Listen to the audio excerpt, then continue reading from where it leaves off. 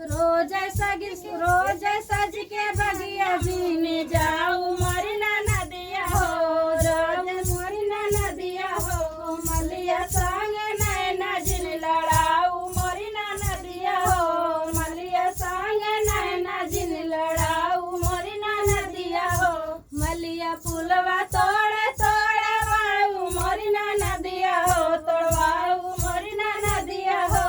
मलिया संग भागी जिन जाऊ मोरी ना नदिया हो, मलिया संग भागी जिन जाऊ मोरी ना नदिया हो, ससुर जी के पगड़ जिन डुबाऊ मोरी ना नदिया हो, ससुर जी के पगड़ जिन डुबाऊ मोरी ना नदिया हो,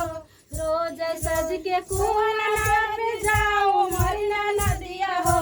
जाऊ मोरी ना नदिया हो, महरा संग नैना जिन लड़ाऊ मोरी ना नदिया हो,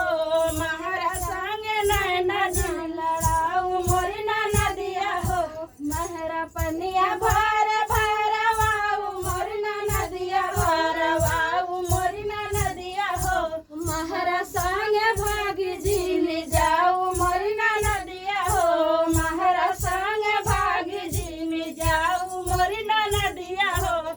जेठवा के पगड़ जिन डुबाऊ मोरी ना नदिया हो, जेठवा के पगड़ जिन डुबाऊ मोरी ना नदिया हो, डुबाऊ मोरी ना नदिया हो, रोज सज के महला तू जाऊ मोरी ना नदिया हो, तू जाऊ मोरी ना नदिया हो, राजा संग नैना जिन लड़ाऊ मोरी ना नदिया हो, राजा संग नैना जिन लड़ाऊ मोरी ना नदिया हो, राजा जुआ खेला